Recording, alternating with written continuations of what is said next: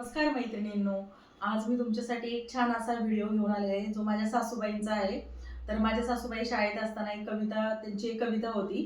तर ती कविता मला सगळ्यांना खूप आवडते. आम्ही त्यांना दरवेळेस इकडे आले नाही का दरवेळेस म्हणायला लावतो. तर मला असं वाटलं की ती तुम्हाला पण ऐकवावी. तर चला, तर मी तुम्हाला ती आहे ती कविता त्यांना ऐकवायला सांगते. तर कविता अशी आहे की एक पक्षी आहे, तिला बाण लागलेले आहे आणि ती घायाळ झालेली आहे.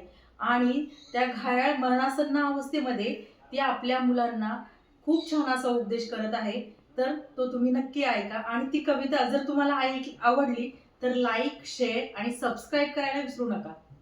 क्षणी पडे उठे परिबळे पुढे बापडी चुके पतही येऊनी स्थिमित पृष्टीला दापडी किती घळघळा घळे रुधिर गो मलांगातुनी तशीच निज कोठरा परतपा थली पक्षिणी म्हणे निज शशू प्रती अधिक बोलवे नामला तुम्हास अधिगंतीचा कवळ एक मी आणला करा मधुर हा चला भरविते तुम्हा एकदा करो जतन या पुढे प्रभू पिता अनाथा सदा हा मधुर गाऊनी रमविले सकाळी जना कृतघ्न मजमारती लंगचही मनी कल्पना तुम्हास्तव मुखी सुखे धरून निघा